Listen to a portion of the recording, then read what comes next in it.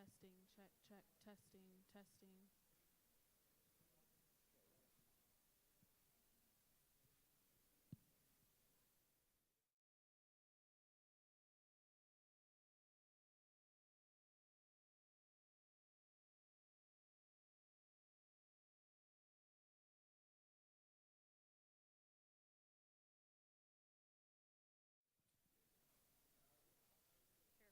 Testing, testing.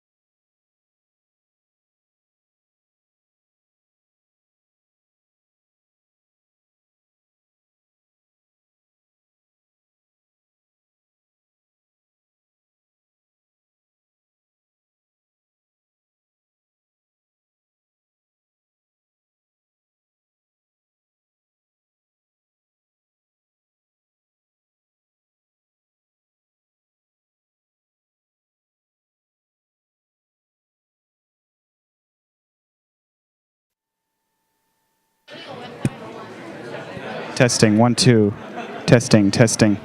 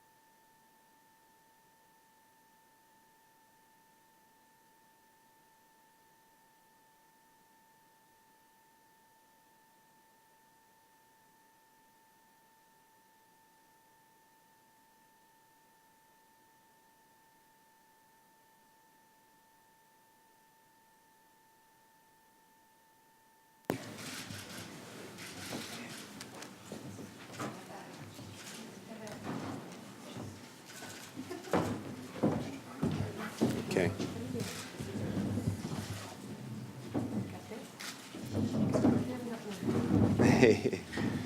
Okay. Welcome, everybody. Thank you so much for waiting. We're going to make it worth your while. My name is Carl Meacham. I think we have I need to get my... one more issue here. One second. So my name is Carl Meacham. I am the director of the Americas program here at CSIS, and I'm thrilled to welcome Maria Corina Machado back to CSIS to discuss the political crisis in Venezuela. Maria Corina was here last year. I think it was in March of last year, so she is not a stranger to the program, and we are not a stranger to her. She is a friend, a dear friend of ours. And I am so very happy to also be co-hosting this event with my good friend and colleague, Peter Schechter. Peter is the director of the Adrian Arsht Latin America Center at the Atlantic Council. His extensive political and communications experience in the region make him one of the most sought out on hemispheric issues. We've known each other for a long time, and it's a pleasure to bring this event to you with him. So thank you, Peter. The protests that are still taking place across Venezuela began in February, and according to official counts, at least 30 people have died, with another 300 injured and some 1,500 detained. As if this was not bad enough, these stats are joined by allegations of vicious torture and the mistreatment of prisoners. There's little sign that these protests are slowing down at any time soon. Repression of the protesters has increased since they began, and censorship of domestic and international media coverage covering the crisis has as well, but the opposition has remained resolute. Nevertheless, the government's efforts to silence that opposition have increased as well. Most recently, Diosdado Cabello, the president of the National Assembly, announced a government investigation into today's guest of honor, accusing her of terrorism, murder, treason, and a host of other crimes. Despite all of this, the international response has been lacking. The OAS, for example, has issued a statement encouraging a peaceful and inclusive dialogue, with little effort to invoke the Inter-American Democratic Charter.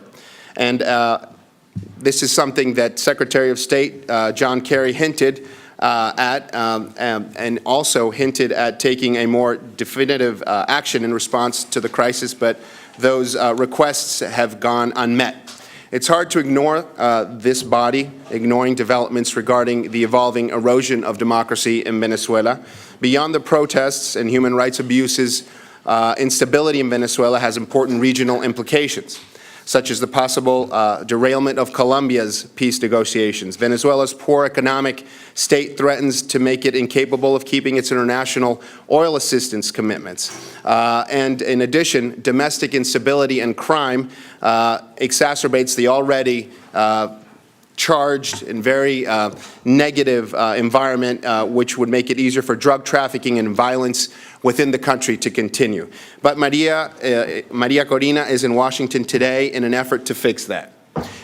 She was invited by the government of Panama to speak at the Organization of American States, with the small Central American country perhaps the most outspoken critic of the current Venezuelan government during the crisis, ceding its floor time at the OAS so she could deliver remarks.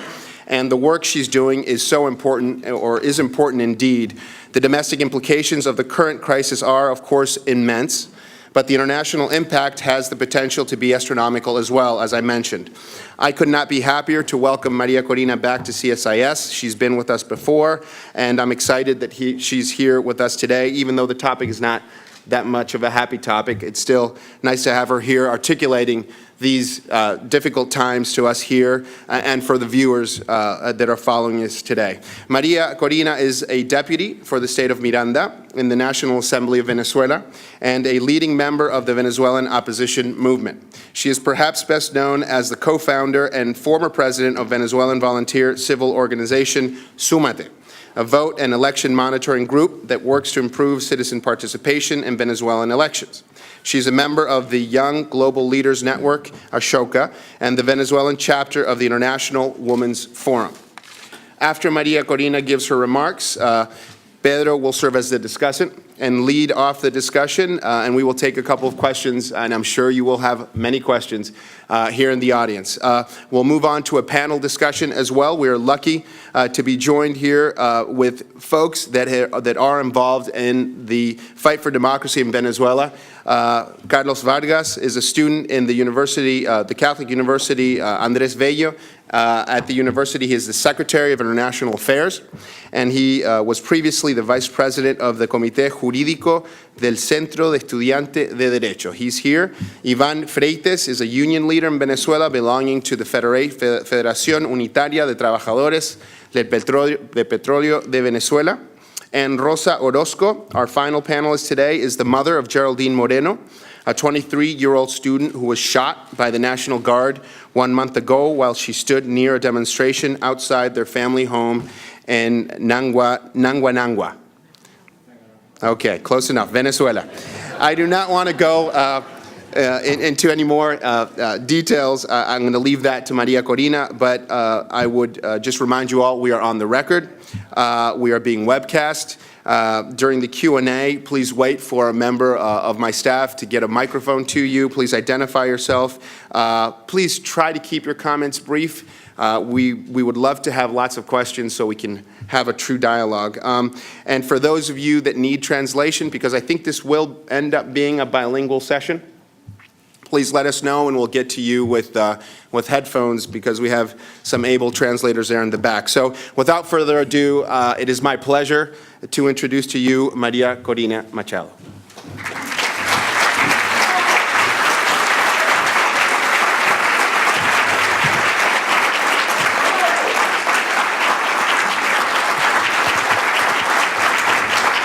Once again, thank you very much. Thank you very much. Thank you very much. Thank you very much. Thank you very much. Thank you. Thank you all. Parece ustedes tres que van a hacer.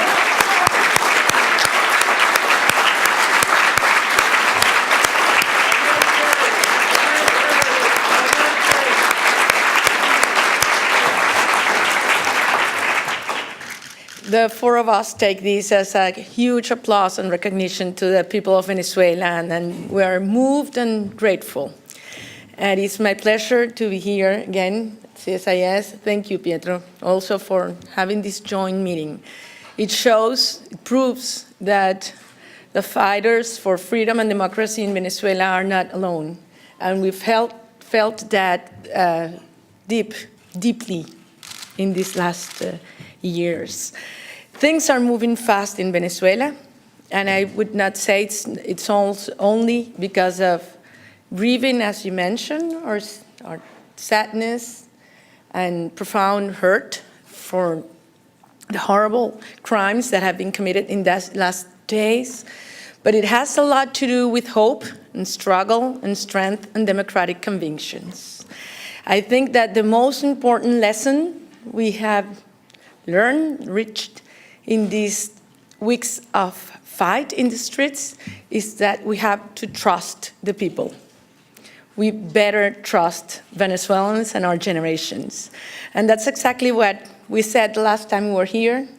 Some people have some doubts, and these are the results to prove that a society that has deep inside democratic convictions and love for freedom, and it's willing to fight for those. I would like to start sharing some reflections about what makes this social movement that's taking place in Venezuela right now different from anything we've lived before. And at least there are three reasons. First, how wide it is. It's not only taking place in some certain cities or a region.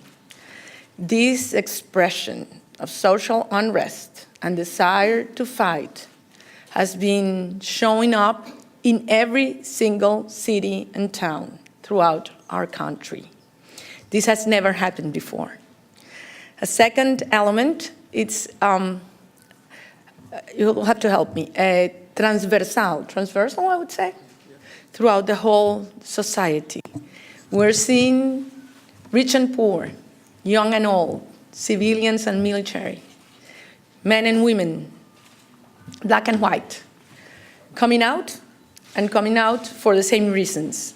And that's the third element, why we're fighting for. I've heard some people say, it's not clear, or you have to give reasons to the protesters. Every time I participate in one of these town meetings with 50 or 500 or 5,000 or 50,000 people in these last weeks, when I ask them, do you have clear why you're out here right now? Do you know what we hear? A loud and unique yes. It's clear. It goes beyond what were the reasons of unrest and protest during the last years that had a lot to do with the horrible economic and social situation our country is going through. You are all aware, I'm not going to come into details about Venezuelan inflation rates or crime rates or education or health. But in these last weeks, there has been made a connection between the terrible situation in terms of quality of life we have as a society with the causes and the solutions. Who is culpable, guilty, and how this situation can be turned around. And that has to do with political reasons and political beliefs.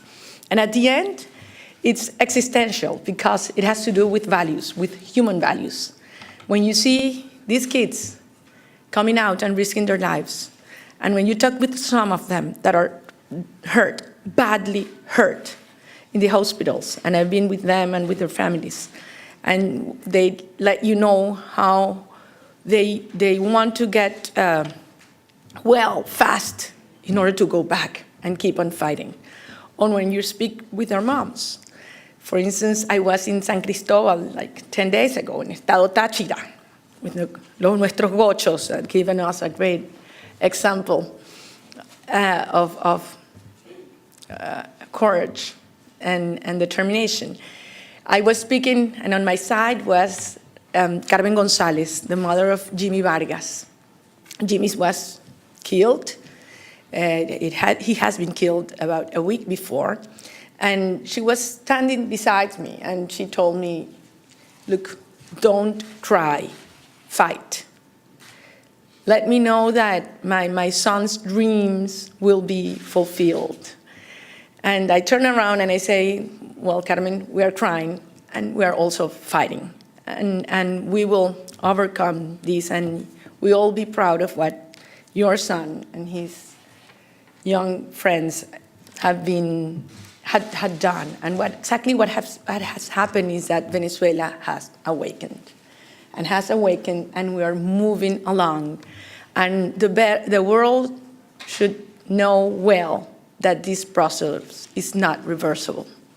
We are going to fight until we conquer democracy and freedom.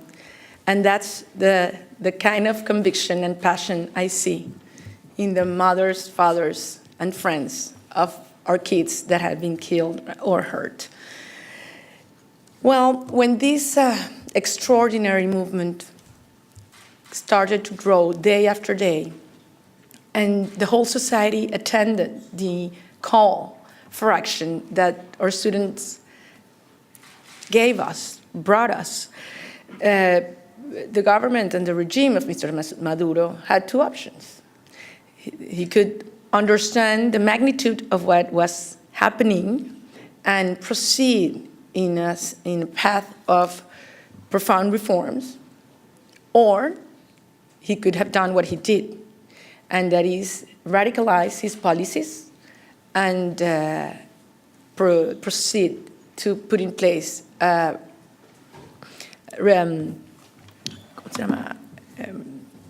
repression that we have not seen in Venezuela before, not even in the worst military dictatorships of the last century. We've seen the kind of repression we've seen in these last weeks. And I'm not referring only to the amount, because the numbers are important. We've seen a systematic and massive violations of human rights. Up until this morning, there were 1,681 people mostly young students detained. 34 people have been killed, and 59 cases that officially have denounced torture. And I insist in officially because I have spoken with some of these young students, and they have made those denounces in the same military grounds on which they had been taken. Civil judges, civil courts moved to the military grounds, and in those military grounds, and overseen by the same military forces that had hurt them, they were forced to declare, and they came up with these, some of them horrible denounces.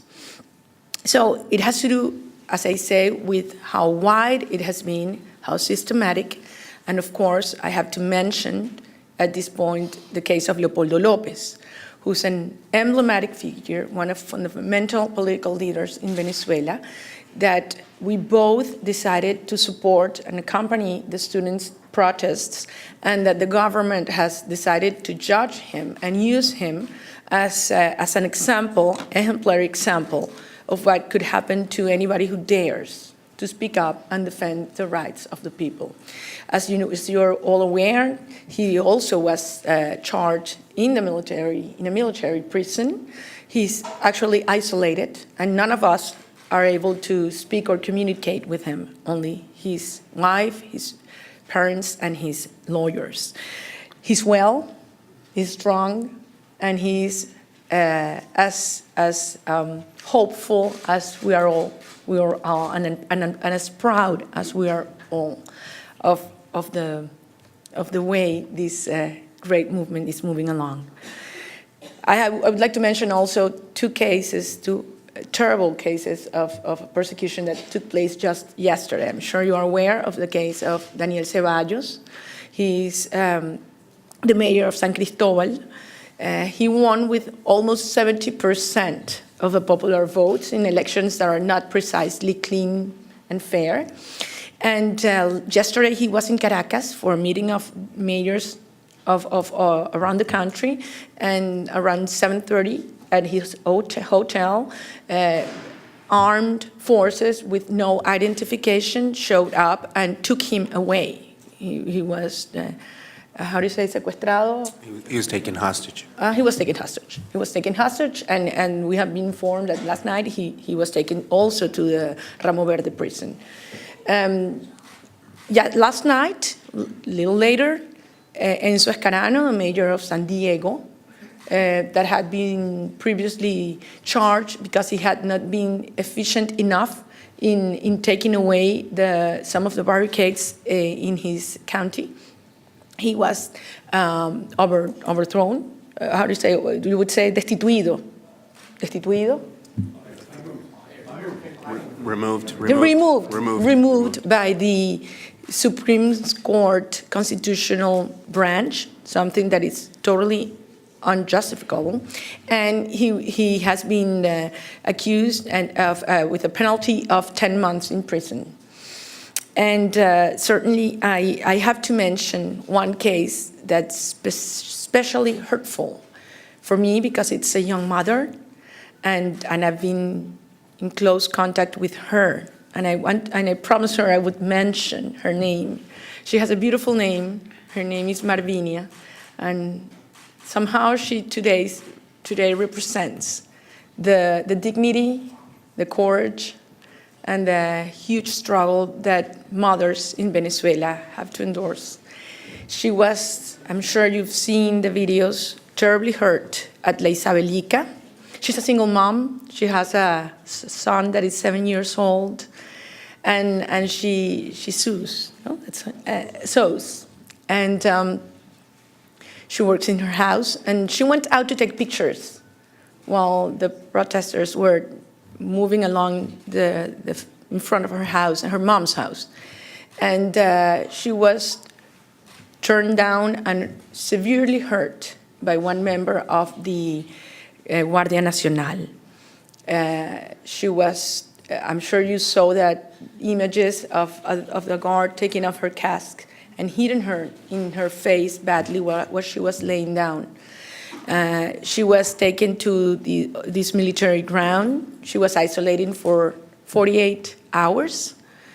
And today, the woman that attacked her is still free, but Marvinia was charged with 5 crimes. One of them is instigating hatred, and the other is for stealing private property.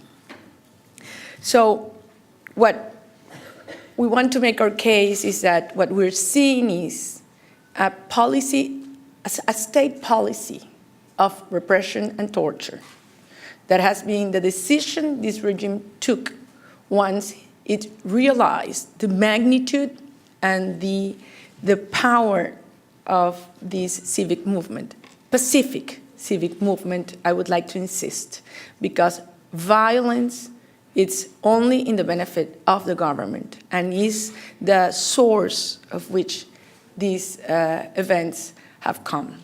We've seen, and I want to insist this, all members of different branches of power in a systematic policy of repression and provoking violence. We saw the federal prosecutor, I would say, with sarcastic remarks regarding the denounces that some of the students that had been tortured had made. We saw La Defensora del Pueblo coming close to justify some cases of torture in order to get information. We've seen all public media being used to promote confrontation, hatred, and even being used by Mr. Maduro and Mr. Cabello as a way, as an instrument to give instructions to the paramilitary groups, which are also part of the regime right now, and this is something it's widely accepted.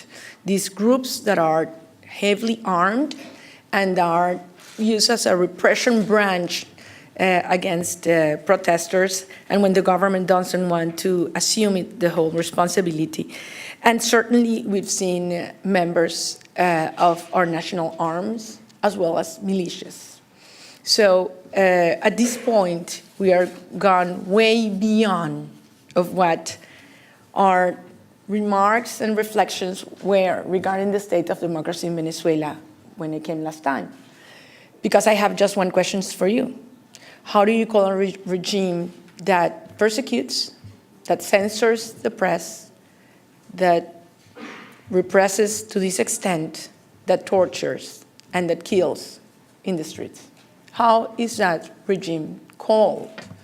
So what does it has to take place in Venezuela in order for Democrats around the world to realize the nature of the regime and the danger of the regime we're facing? Just to move on, because I think you have many questions, specific questions, and I want to address them after we have a chance also to hear the rest of the members of our group.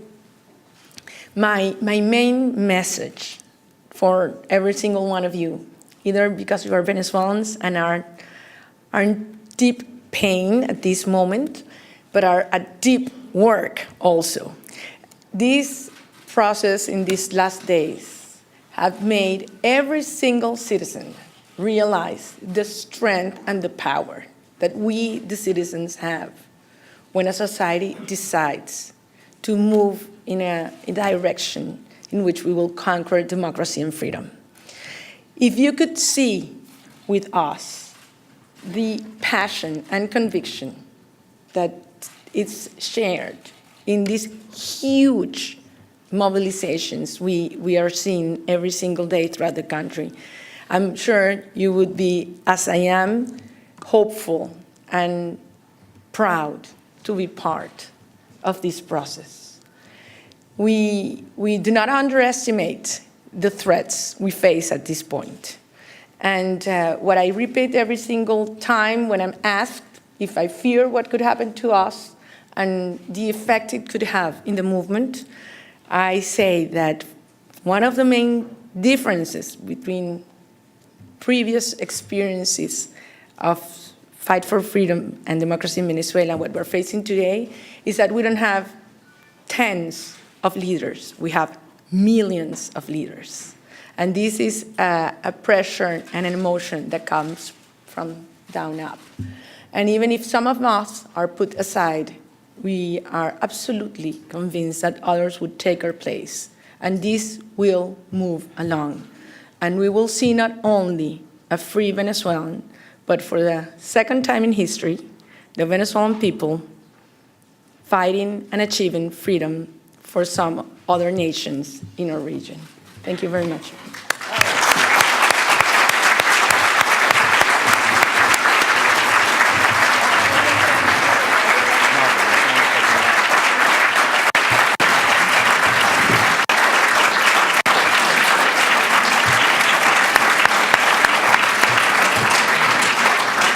So now we're going to go with Peter, and just because my mother would have corrected me on this, it's not taken hostage, it's kidnapped. The mayor was kidnapped, so for the record. Peter. Thank you. I grew up in Venezuela as a teenager, and so it's so particularly wrenching to hear and to see and to listen and feel what's happening in your country, which I consider a little bit my country as well. But when I hear you, the words passionate, convincing, thoughtful, bold, those are all the things that come to mind when I hear you, and thank you so much for what you're doing for your country and for everybody who's fighting for freedom. We're all in debt. Carl, thank you for co-sponsoring this with us at the Atlantic Council. I'd like to give you some very fast thoughts because we want to hear more from you than from us. Everybody can hear us in Washington. I just begin with, everybody who loves Venezuela knows that when you have 10 Venezuelans in a room, you get at least 20 opinions. So, in those debates about Venezuela over the last months and weeks, there's been a lot of debate about how much the government has been able to tolerate this low-level sense of violence. How long can they just wait it out? And it just seems to me that what has happened in the last 15 days, that debate is really over. I just wonder if this isn't about the government waiting it out. The government seems to have made a real, despite all of its assertions that it wants dialogue, that it's seeking to bring people to Miraflores to talk. It is clearly seeking everything. All of its actions are pointing in the opposite direction. It's injecting the hardest line adrenaline into the situation. And I guess they're doing it because they've made a decision that better to talk about politics and to talk about all of the horrible people in their opposition than to talk about the fact that the economy of Venezuela is dancing on the edge of a volcano. It is not only about the lack of supplies in Venezuela, but it is about jobs and factories that are stopping and people that aren't able to find places to go to work. And I guess I'm going to queue up my thoughts, but that's my question to you is, it seems to me that bet that the government has made, which is we are going to go hard line against the opposition to make sure that everybody stops talking about the economy. I just wonder if that calculation is so smart. The opposition has, whether it wants to or it doesn't want to, the opposition now has almost no choice but to become more united. Leopoldo's arrest, the brutality of the attacks and the things that they've said about you in the last 48 hours, the arrest of the mayor of San Cristobal, mayors who are under threat, young mayors are under threat in metropolitan Caracas who are being told, if you don't clean up the protests, we're going to come to arrest you. It seems to me that there are fewer and fewer opposition politicians now who would come up with the idea of let's go dialogue. It seems like the time of dialogue is over, and I think that unites the opposition in a certain way. The other question I have is, how much will Latin American countries, who up till now are so strangely silent, but how much will other Latin American countries be able to take of arresting mayors, abusing members of Congress? I just wonder if President Bachelet in Chile or President Peña Nieto in Mexico, how long they can remain forever silent about this. Even President Correa in Ecuador, I mean, has some internal pressures that are going to begin to move him towards saying something. And last, clearly in Washington, we've spoken here in Washington, which we're so adept at doing, speaking in two voices. From the Congress, you hear a harder line. We should take tough measures against Venezuela. From the administration, you're hearing a much more adept, much more diplomatic, much more behind the scenes. We've been burned before, so we want to be careful. But I think that as the government becomes so much more hardline, I think it is going to be inevitable that we in Washington also come together here into some measures and responses. So, to you the question is, what is the end game? Walk us through how you see the next 15, 30 days developing. How does this, you're in a terrible situation, you're going back, yes, there are millions behind you, as you said, but how does the situation develop in Venezuela? And does the fact that Maduro leaves mean that it's an end of the regime? How does change happen in Venezuela? In 3 minutes. Take 4. Bueno, me dijiste contestar en español a partir de ahora. Sí. Bueno, en primer lugar, en Venezuela. First place, anything could happen in Venezuela now. The levels of uncertainty are really high, and we have to approach these in a responsible way.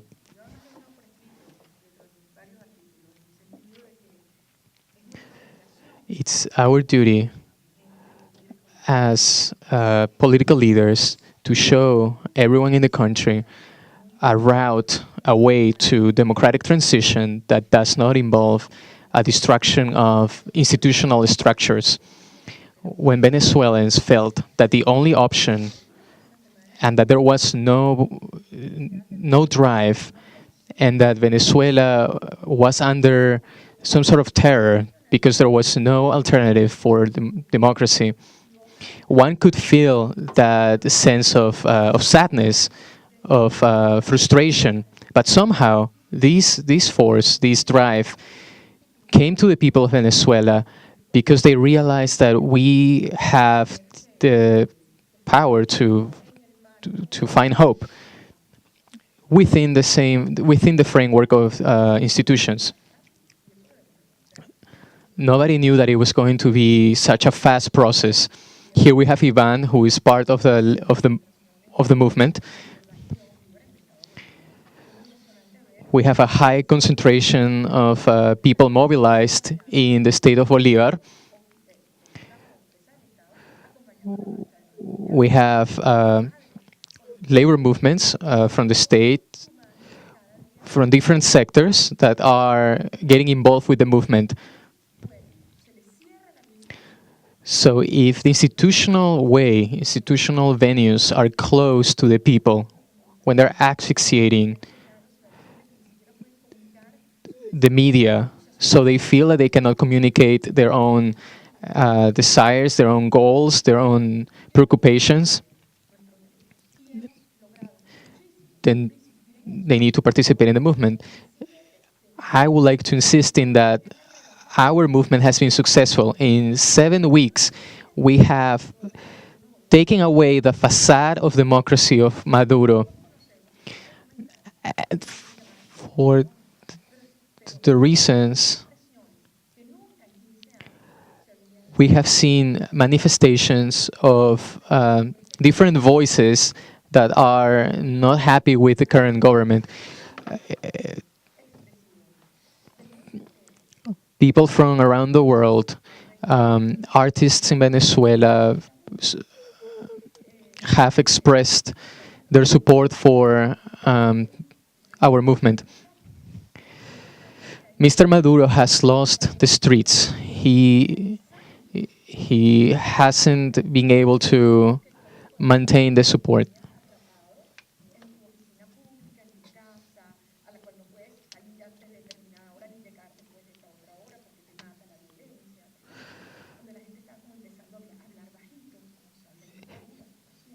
people are feeling repression from the government. It's almost like a dictatorship in the sense that they have to keep quiet. They have to stay in their houses after a certain time. There's too much uncertainty and violence in the streets. And today, if you walk around the streets of Venezuela, you will see in the eyes of our people that there's a sense of hope. And we have to keep on maintaining this pressure on the government, pressure based on claiming our rights.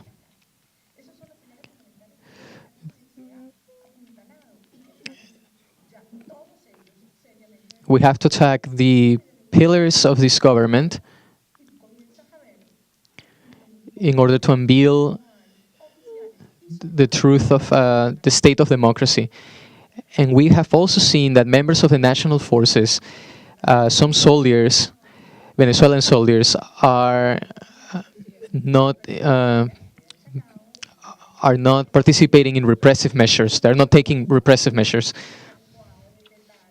We have people from different sectors of the city across the provinces coming together for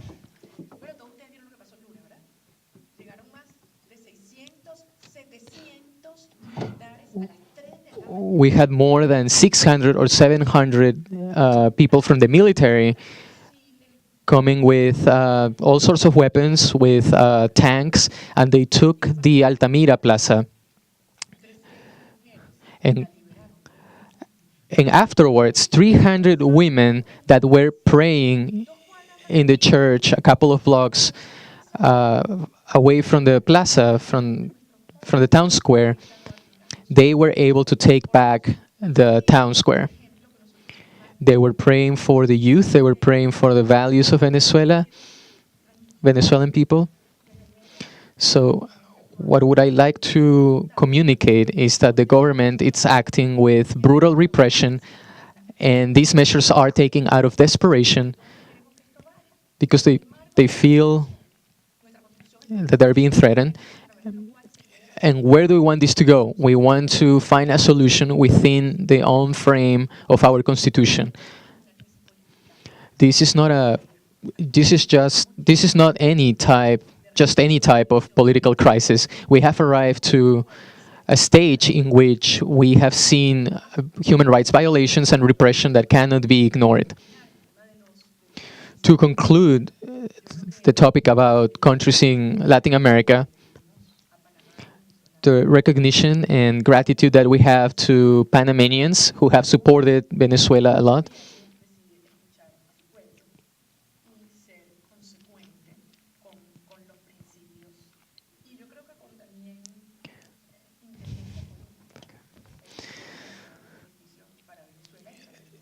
And of course, this will bring a lot of benefits for both Venezuela and Panama.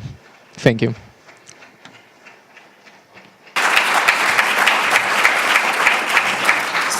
Si Carl me permite una última pregunta, que es una pregunta aquí los washingtonianos, estamos todos aquí. As Washingtonians, we have the same question in mind. How can we help from here, from Washington? Maria Corina speaking. I think that Washington has helped us a lot throughout the years, and this is an opportunity in which I bring a message of gratitude. And the only thing that I will say is to please place your trust on me, on us, the Venezuelans, because most of the time Washington has supported us reluctantly. But they can see that what the Venezuelan people have achieved is it's enormous, and they have transcended expectations. And this type of hope can definitely go across borders to any country of Latin America. So we want to make it clear that make it clear for those who have seen on whether Venezuela has an alternative to a political solution, that they see Venezuela as a political, what's happening in Venezuela as a political force. We have a common objective, and this is the victory of democracy through the institutional and peaceful way, a peaceful path. Our hardship is what bonds us together, what brings us together.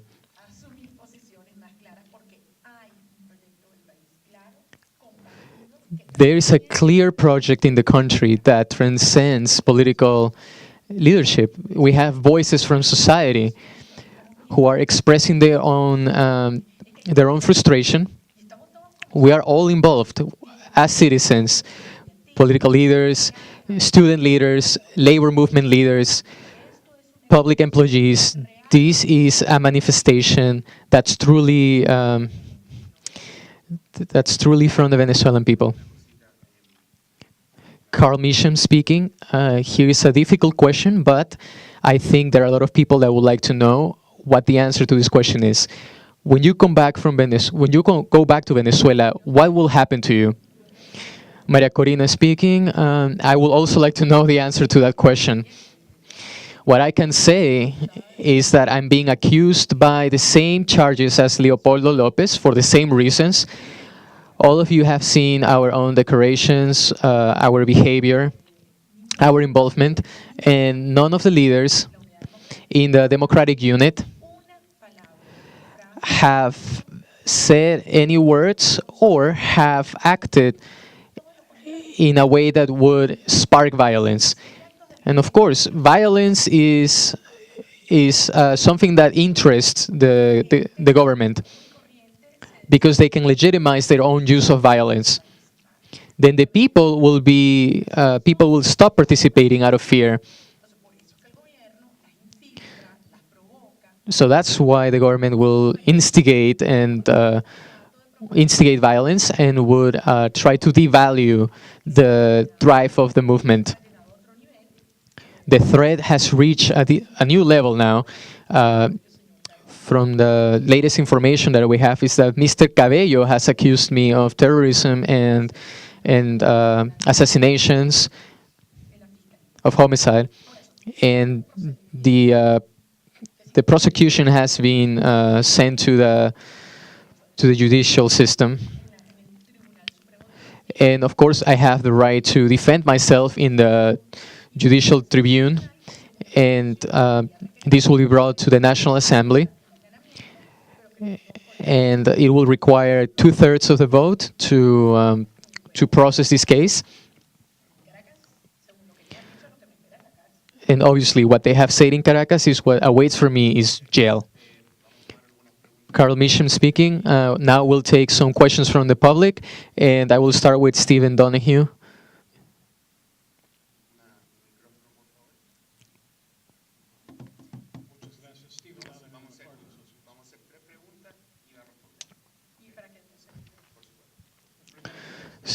Stephen Donahue speaking now.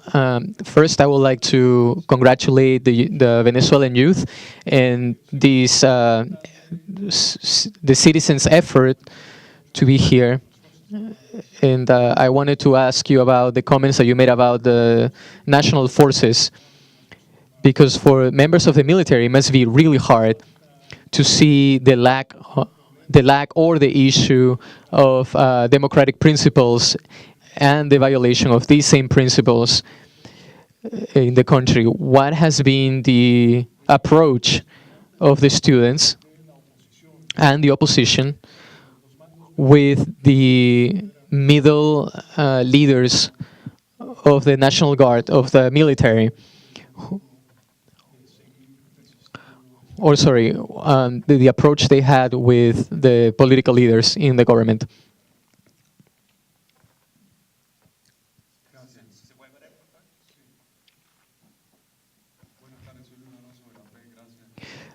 Luis Alonso from the OP is speaking now. I would like to retake one of the questions. What's your opinion regarding the strategy of the Department of State to manage the situation in Venezuela? They insist that it should be there should be a dialogue, and that it should be the center of the conversation in the Department of State. And the second part of the question is, what are the projects in the government to sanction Venezuela? What will be the impact to Venezuela, in your opinion?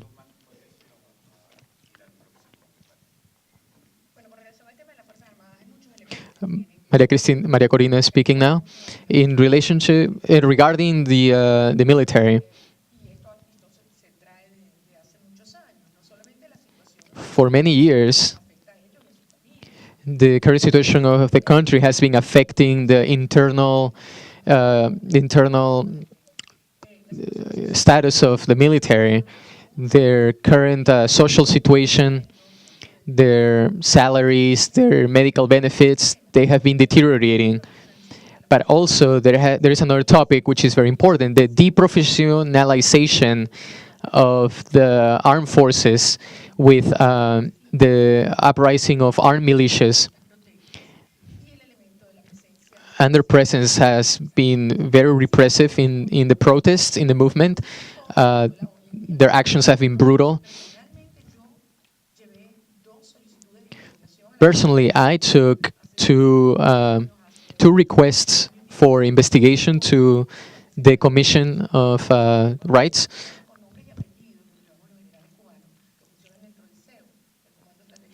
Two requests that had to do with the presence of two Cuban militaries in our armed forces. And there has been a complete change of our doctrine, the doctrine in the military forces, which has generated internal dissatisfaction in our military members. Everyone in Venezuela knows that there are Cuban military members that are giving orders to our own Venezuelan members of the armed forces.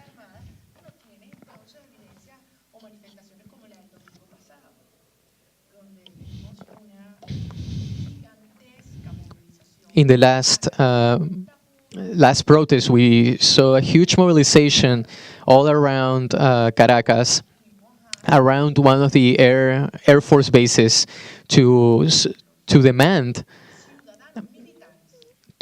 our military citizens to fulfill the Constitution according to the Articles 328 and 380. And regarding the contact that I have with people and with representatives of the Venezuelan movement, I have to listen to their own issues and complaints. Now moving to the question about the United States. Venezuela's problem.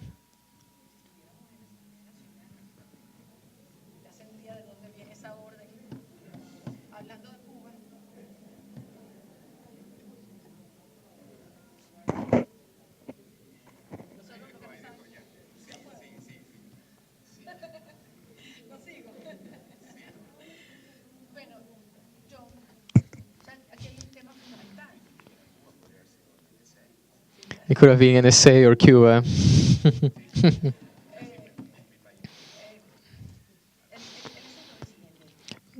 The problem is the following. The essence of democracy is dialogue. And that's what we're promoting, a culture of peace and dialogue, a genuine dialogue. The issue is the following, and the world has to understand this. Throughout the last years, whenever the government has seen itself in having problems of dialogue or any threats to democracy, the government has said we should come together and have a peaceful dialogue. With what end? To prolong the situation and avoid certain confrontations. Whenever we want to talk about reform, the opposition is the first. So we don't have any attempts to trick us, to to not listen to our demands. We ask before anything to cease repression, to provide amnesty to exiled people, and to expulse Cuban members of the military in our own armed forces. The government, far from offering us any solutions, they have recurred to violence. When it comes to foreign politics, we're speaking to the American society and to the American Congress because our demands are consistent with the democratic charter and with the values of democracy that are shared with most of the countries in the Western Hemisphere.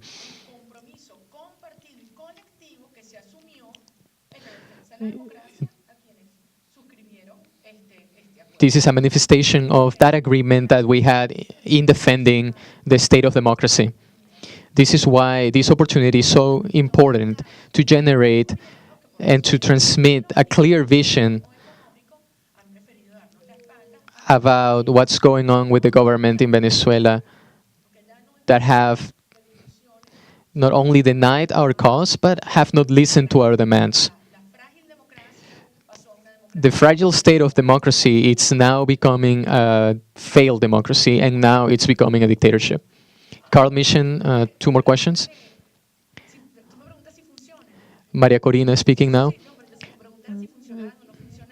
You asked me if international pressure worked or not. So what happened with Panama? Someone made a commentary about money that was owed to Panama by Venezuela, and they applied a sanction.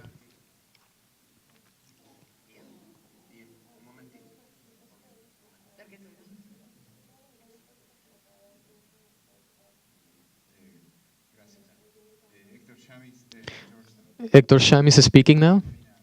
Maria Corina. There are some books and articles that say that democratic transitions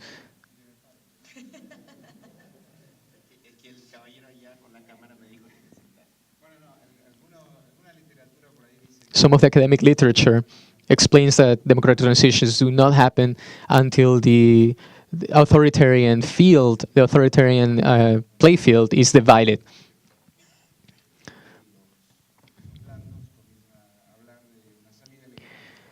So the ones that give up within the government will start talking about an alternative, an exit, a way of escaping. In that sense, has anything like that happened or will happen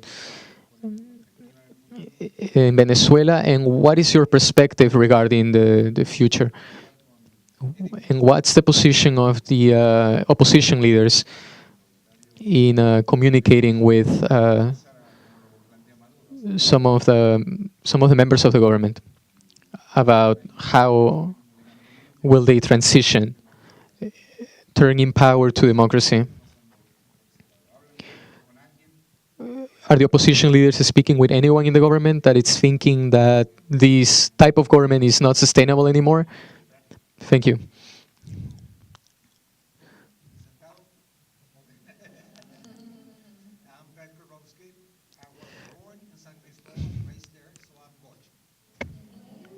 My mother is También. Swedish, my father is Polish, so I'm globalized, and I live in Washington. How can we take the Venezuelan experience outside from Venezuela as an evidence, clear evidence of what happens when there is excessive concentration of power in the governments? This is not a Venezuelan issue. This is a worldwide issue, which we are seeing not only in Venezuela, we're seeing in Ukraine and other places. We really have to take and interpret the truth, the basic fact in Venezuela. 98% of all the exports of the nation go straight into the government coffers. That's an impossible situation no matter who is there. How can we take this out and really send a message that this is not a Venezuelan issue? This is a citizen of the world's issue. Talking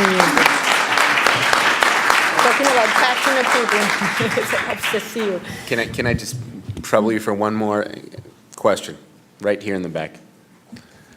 Caballero. Sí. This is it. All right.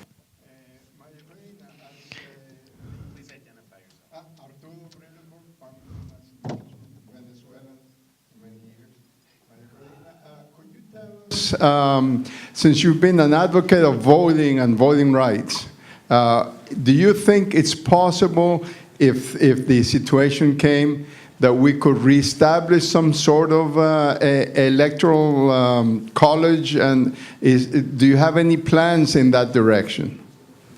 Muy buena pregunta. Voy a empezar por ahí. Absolutamente, absolutamente es indispensable hacerlo. Y de hecho, Maria Corina speaking. Absolutely. We have advanced discussion about the essential elements that will have to be introduced to make an electoral process that will be completely free and fair. There are some structural elements associated to the electoral registry that will take more time to fix, to repair. But this will be done once Venezuela goes to a more democratic stage.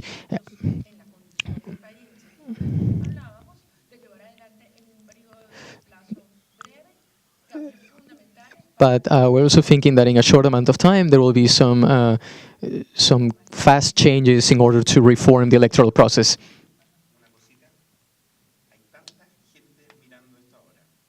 Carl Meechan speaking. There are a lot of people watching this event, and they are really requesting if you could answer most of these questions in English.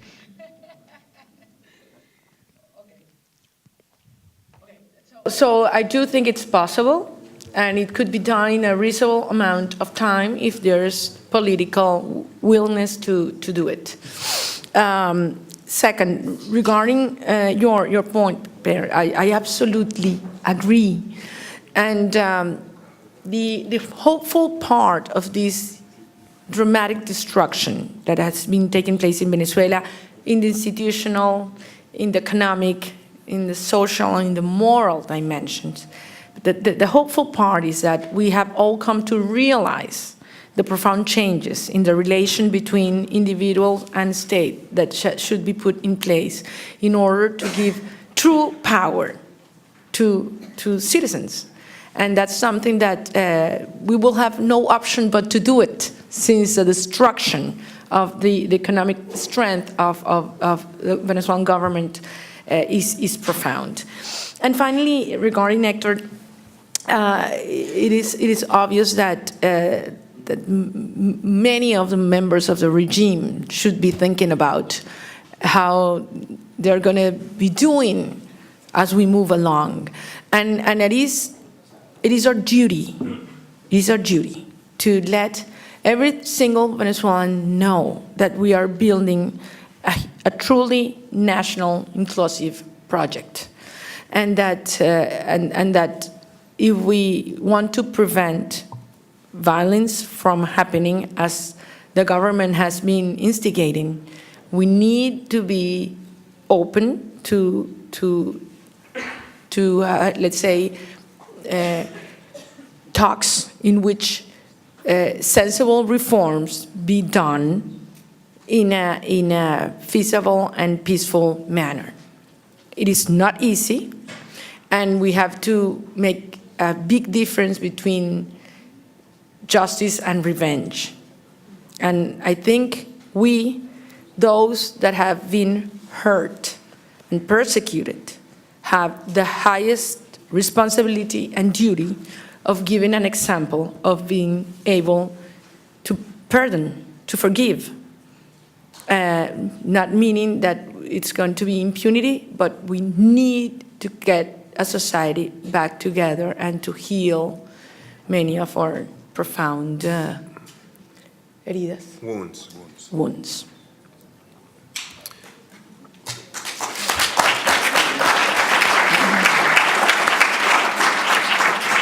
So unfortunately, we don't have time to continue with this. What we're going to do is we're going to move to the second panel as quickly as we can with Carlos Vargas, with Ivan Freites, and Rosa Orozco. We're going to do a brief intro. Maria Corina is generous with her time, and she's agreed to do a little bit of an introduction of these folks, and they're going to give their views, their testimony, and then we'll have more time for questions. Very quickly. O sea, yo los introduzco a él. Okay. Bueno, para mí es un honor pedirle que vengan a...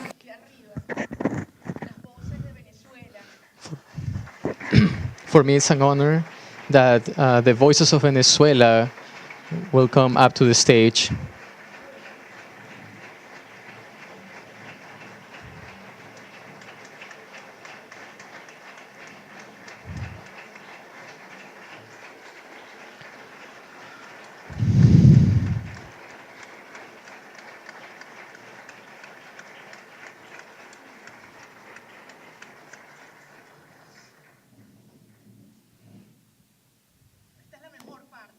This is the best part of this afternoon.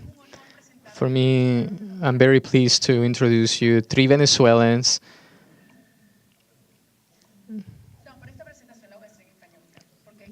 I will be doing this presentation in Spanish because it needs the Creole accent. Here we have three people that represent the values that we want to prevail in the Venezuelan society, what we teach our children in our homes today. And these people have demonstrated with their example, with their actions, with their passion, the values that we need in Venezuela. I met Ivan Freites some years ago, and I was impacted. I was moved by his humane approach, perspective. He has about 31 years in the oil industry, and he's one of a movement leader that has earned the respect of his colleagues based on honesty and work. He has been a very courageous leader. In particular, his career has demonstrated he has been one of the most courageous voices in denouncing the situation of Venezuela to the world, what has happened and those things that are still not known. He denounced he was because of his accusations he was fired from PDVSA. Now speaking of Carlos Vargas, I feel like I know him since he was born. He represents one of these emerging voices from the student movement. He has earned love of people due to his passion. He's a leader from the University Andrés Bello. And lastly, we have Rosa, whom I met in a terrible situation. I went to Valencia for the funeral of Carmona, Genesis Carmona, a beautiful young Venezuelan girl. And that same day, a relative of Rosa came to the funeral and asked me to come with her to the hospital where Geraldine was being treated, where Geraldine was hospitalized. And for me, Rosa represents the love, the courage, the generosity, infinite generosity that Venezuelan mothers embrace, and the consciousness that knows that our fight is for our children and for millions of Venezuelans who still haven't been born, a fight for our future. And I will never forget the words of Rosa that day of Geraldine's funeral. And I know that Geraldine is with us now, and she's very proud of you. So I will leave you now with these Venezuelan voices, these representatives of Venezuela.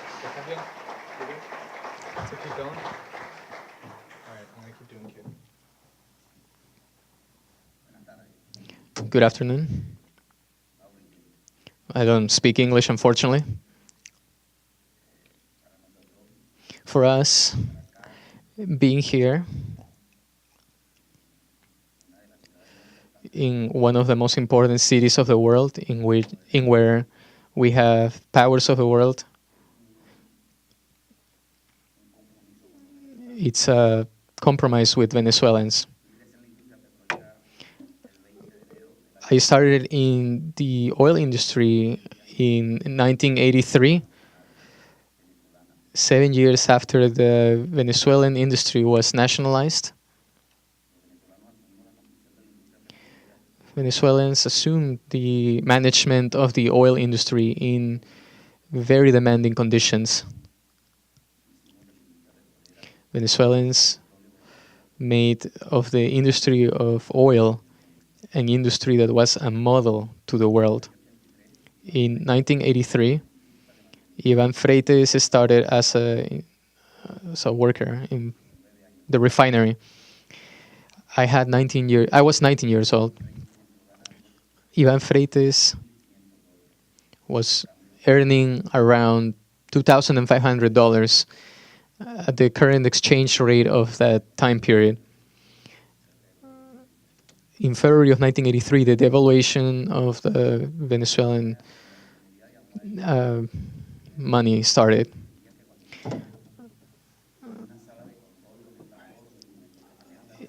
In our refinery, we had very advanced machinery in the facilities.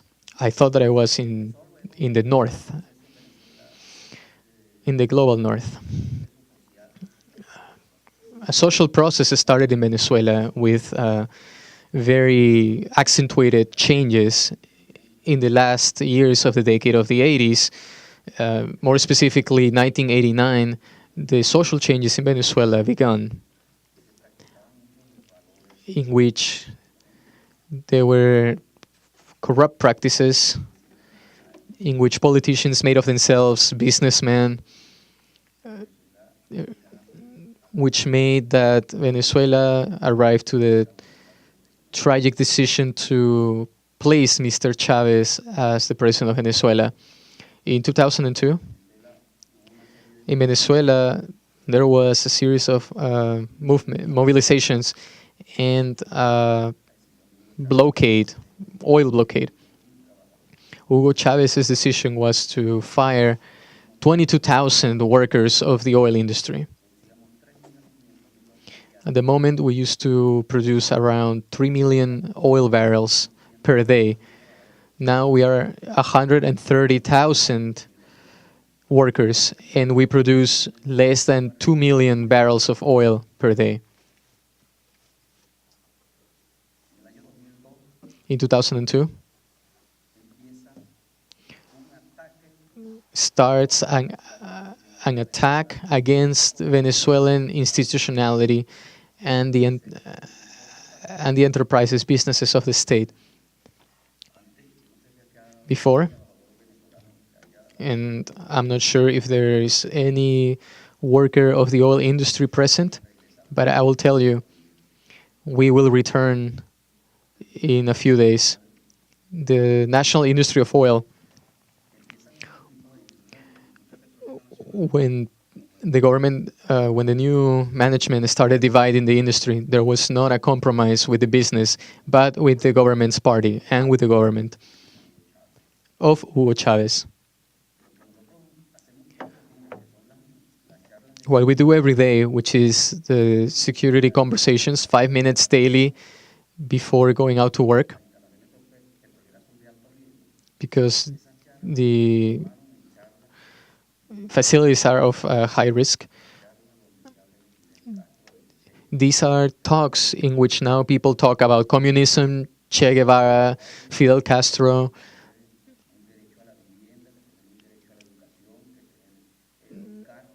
talking about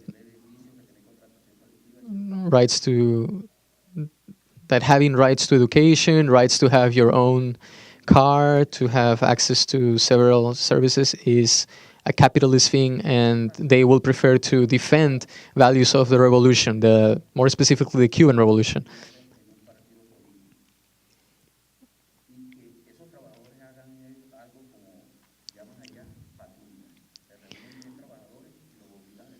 Workers now are forced to form groups known as patrols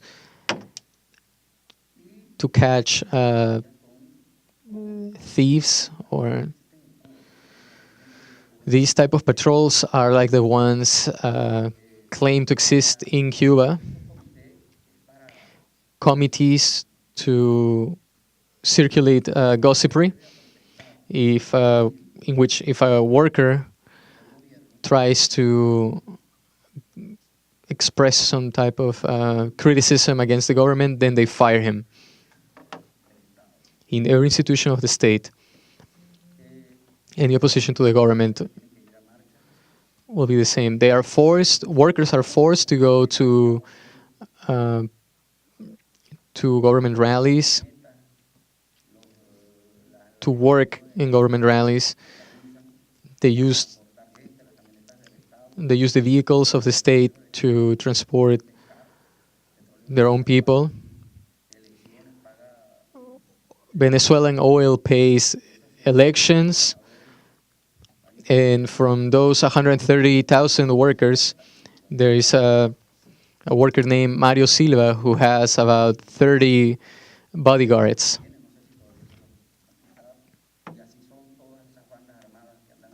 And all of those armed groups work in the same way.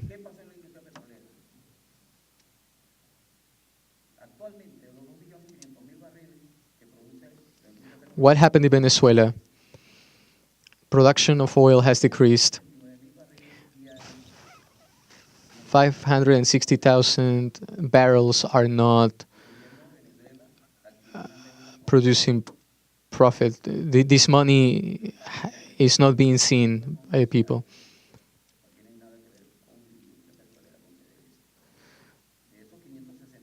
From those 560,000 barrels, 400,000 go to China. 120,000 go to Cuba. Do you think that Cuba uses 120,000 oil barrels?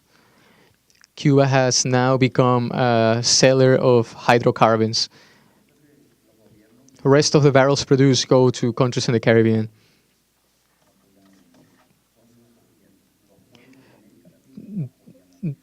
The people of Latin America support Venezuela, but the governments have been bought by the Venezuelan government.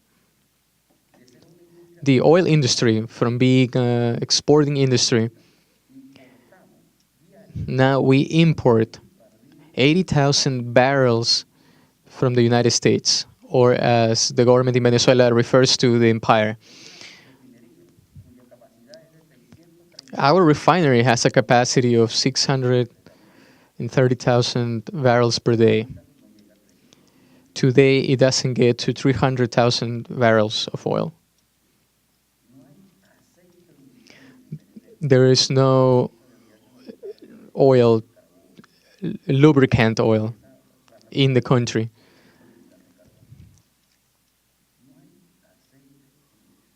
There is no oil for cars, lubricant oil. This is an example so you can see what the current situation is in Venezuela. What's happening? Basic businesses have gone bankruptcy. They nationalized Sidor, and now it doesn't produce anything. Sidor produced approximately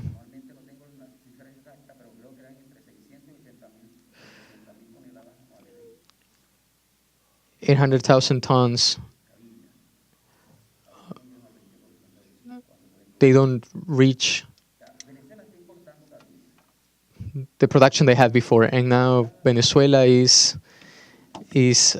importing cavilla.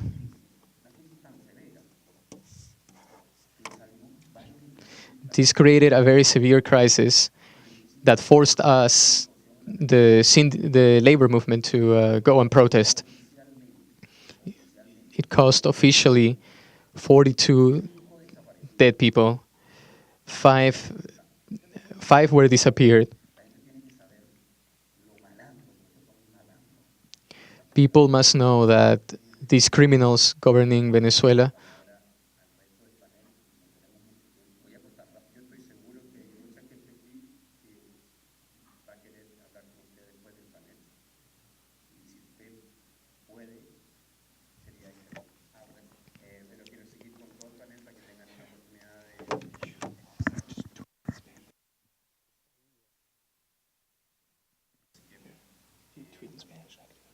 Vamos primero. Ya. To begin, thank you very much to the Center for Strategic International Studies and any other organization that has helped arrange this platform, this forum for us to give us this space of international echo to speak about what's happening to our country. I'd like to answer first who we are, what we want, and how we can help. First, we are students. We are young people from Venezuela, united without an ideology to go out into the streets, because right now we don't have a guaranteed future. A future for Venezuelans that we want to create in our country. A state of living, a quality of life that we want that is not present in Venezuela. But also we come for basic needs. And because there's no confidence from the students to the government and to the system that now exists. The reason there are students in the streets is because the government does not respond to our needs, because we can't go to an international or independent tribunal. Because today there is legislative power that doesn't respond to the popular will, but instead to a law of coercion by the state. And they put out laws that do not correspond with what the people want. It is for that reason that students go out into the streets, because there does not exist a future, and our determination is there to recover our country. We've been on the streets before the 12th of February. In Táchira, one of our students was sexually assaulted, and that's why we came out, and that's what turned into February 12th. And now you see the Venezuelan people fighting for their future. We want a better future for our country, and we won't tire until we achieve it. The students' movement is in the streets fighting for a better Venezuela, and that is the message that we want to echo all over the world. We have a number of items that we require as students. Today, there are institutions that are rotten, and we say this with full responsibility. When this regime began, I was 5 years old about. I am here because I want a better future for my country, and that's the message that I want to transmit to the world and to you. This regime, this 15-year-old regime that has been destroying the country, they do not respond to who we are, and they do not respond to the needs of the democratic state.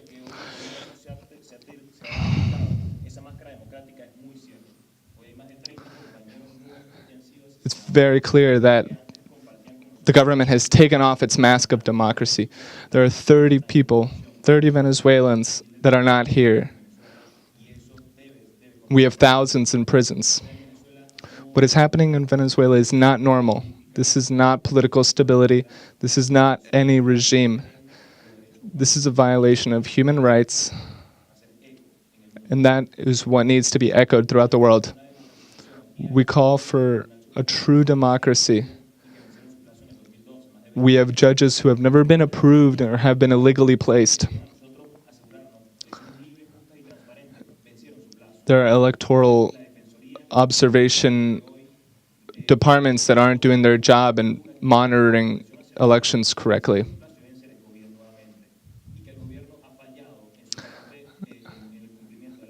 The government has very clearly failed in applying the Constitution in the way it is written.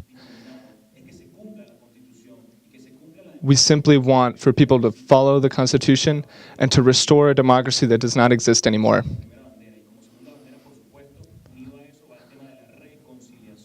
Of course, we also want reconciliation. In every corner of the country, the problem is not with those who think differently. We have brothers and partners who are from the right, from the left, from the middle. All that matters is that we all students from Venezuela, and we all acknowledge that there are problems in Venezuela.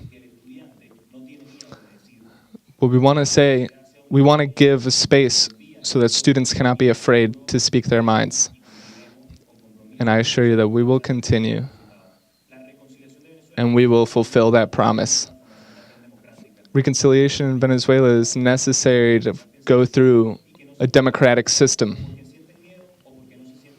And we want to bring people out into the streets, people that are scared to go out and that think they have no voice.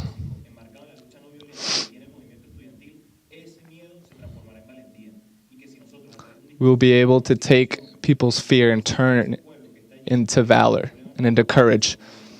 The problem is not with them because of how they think. The problem is with the government. We'll be able to bridge our differences and turn it into empathy and help the student movement.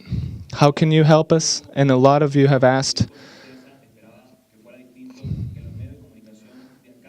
Today, I see in American media outlets, unfortunately, it's not what I was hoping for. The echo that the people of Venezuela need to make and the message that they need to get out is what is truly happening in Venezuela.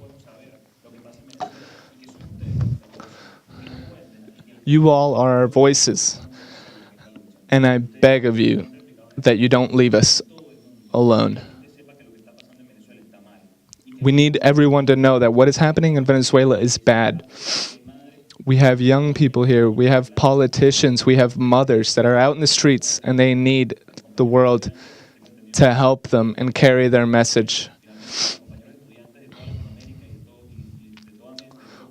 All students throughout the entire Western Hemisphere, the fight in Venezuela is a fight for democracy. And it's not just for democracy in Venezuela, it's democracy in an entire hemisphere.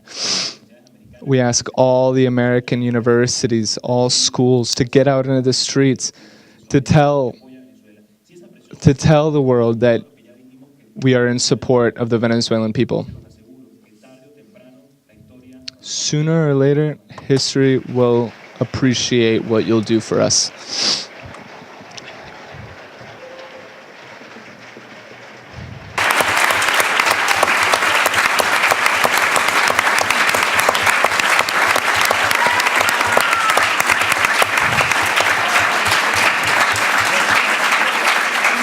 Rosa.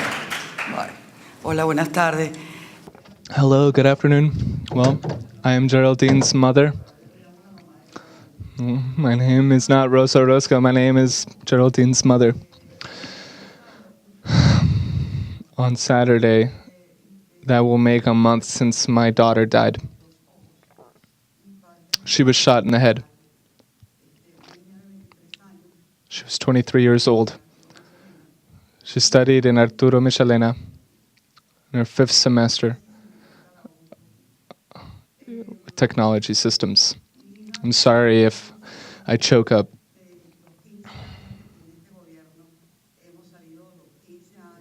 All 15 years that this government has been in power, we have been out in the streets to protest when there were protests, and we were hanging out of our windows with our pots and pans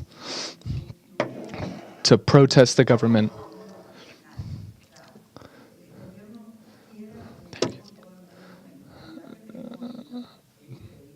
The impunity that we have right now is incredible.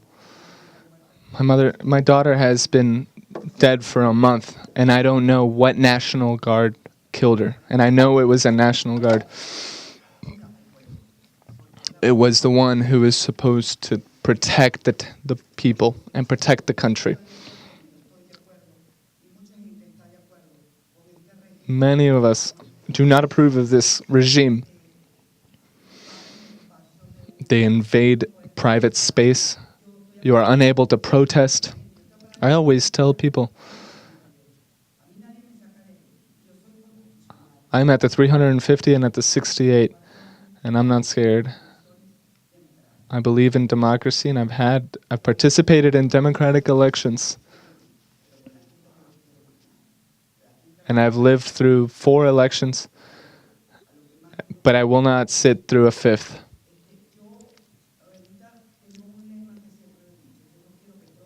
I have a saying that I've always said, I don't want oil, I don't want iron, I don't want anything that Venezuela has other than its youth. Our youth is what makes me hurt, and I know that these are the people that are going to put us forward. If anybody is listening, if anybody is trying as hard as they can to get out of this authoritarianism, the problem is not just that Venezuela will be affected by it, but all of Latin America will be affected. If you think this young man with his mannerisms and his way of speaking, you think people are manipulating him? You think Corina Machado is manipulating him, or Leopoldo Lopez? No, he is authentic because he has grown up in a Venezuela that is hurting us.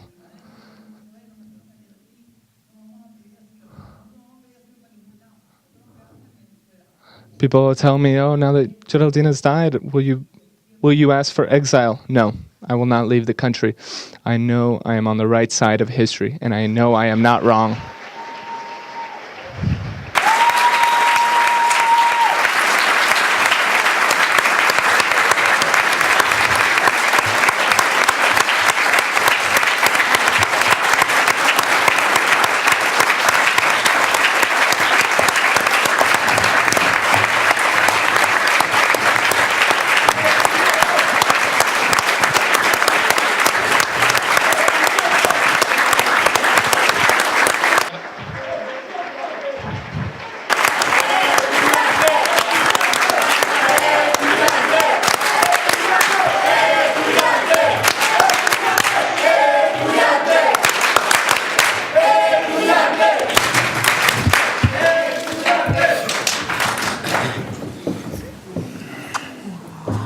Wow.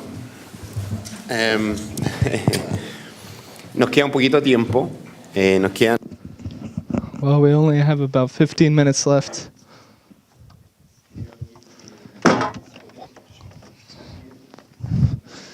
If it is okay, and if the public has some questions, I hope it's okay if we can bring those to you. I have a question for Carlos. I think this is particularly important for the medium that for the environment that the youth live in Latin America, in so many countries in Latin America, who can relate to what is happening in Venezuela. I want you to expand on this a little bit. You said something very special, very good. This isn't a movement of political party. This isn't a movement of ideology. This is a movement of basic needs. Can you elaborate on that, please? You have an opportunity here where a lot of people are watching who really want to understand better what is happening in Venezuela and what you are all doing.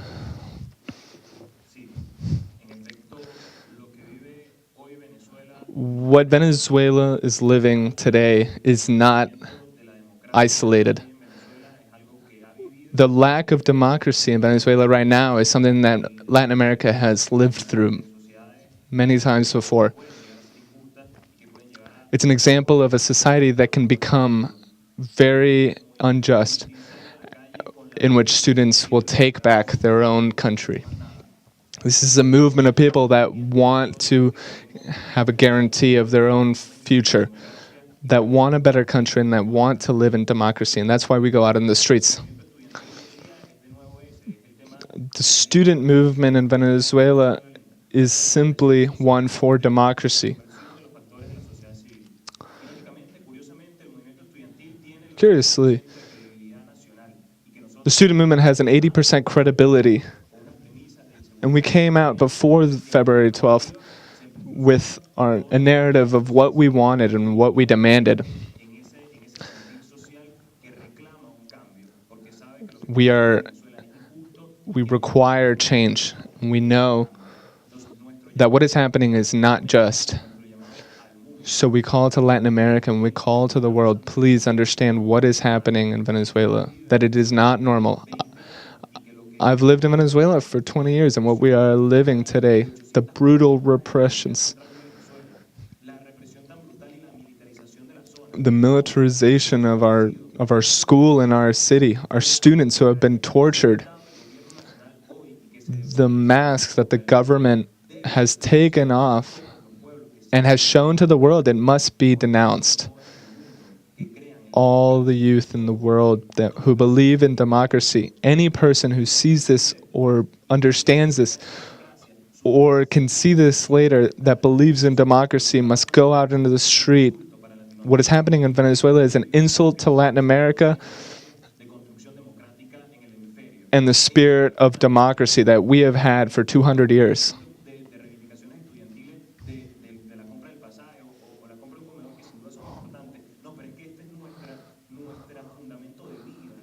This is our fundamental lives. The youth of Venezuela will not take any more of this. That's why we are in the streets. And that's why we want all of Latin America to unite with a call for democracy. It would be heroic. It would be historic. What will happen in Latin America in the next months? Okay, we'll take some questions now.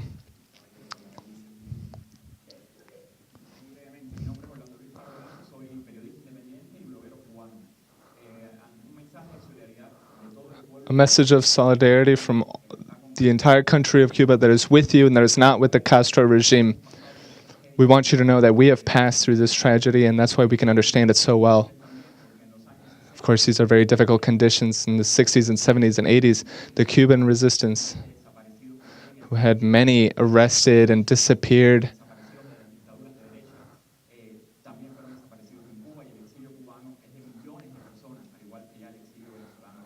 Millions of people are exiled from Cuba.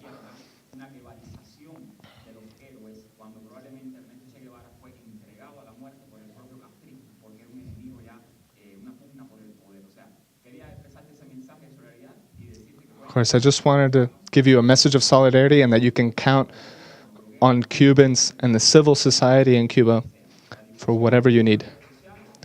Diffusion through social media, organizing international brigades of love and peace to go through Venezuela and speak for you through grassroots movements.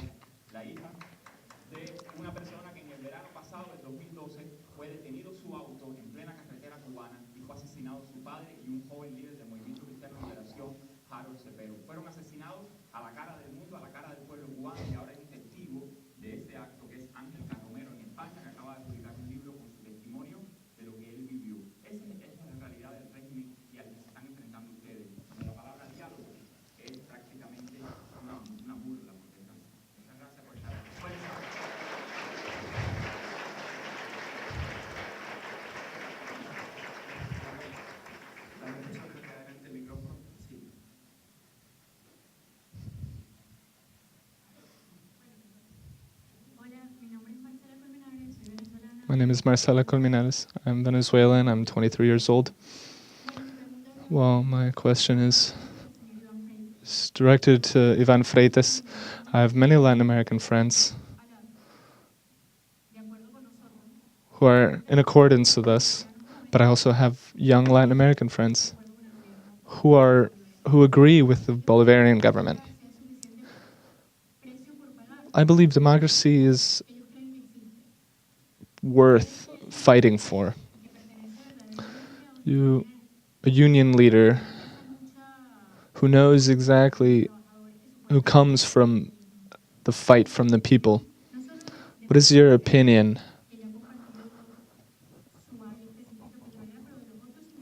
What is your opinion of the unions in Venezuela?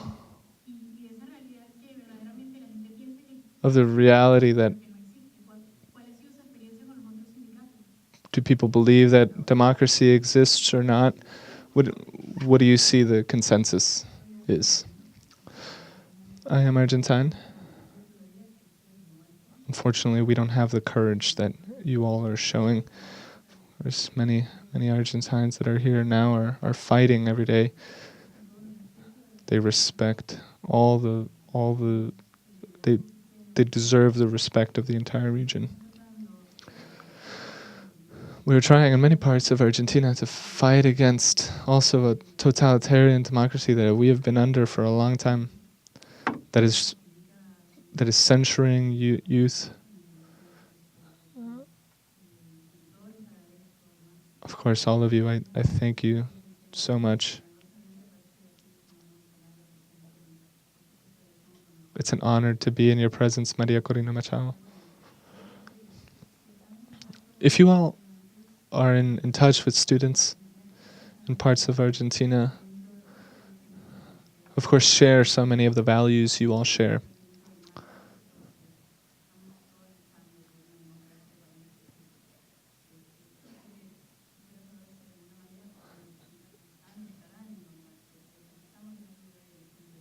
Is there any way that you can be able to represent students, unions, and mothers in Argentina? Of course, we are running out of time. We're going to have to finish, but hopefully they can answer your questions personally. Ivan, Peter, for co-hosting, and in particular, our guest of honor, Maria Corina Machado, the stuff that you do, the stuff that all of you are doing. I don't know if I could do it. I think that you're in a very special place, difficult place, and I think that you're doing these things for the country that you love, and that's admirable. So with that, I want to just thank all of you for coming. This has been a successful event for sure. And I look forward to seeing you at other events, but for now I'm just going to close it up with a round of applause to thank our panelists.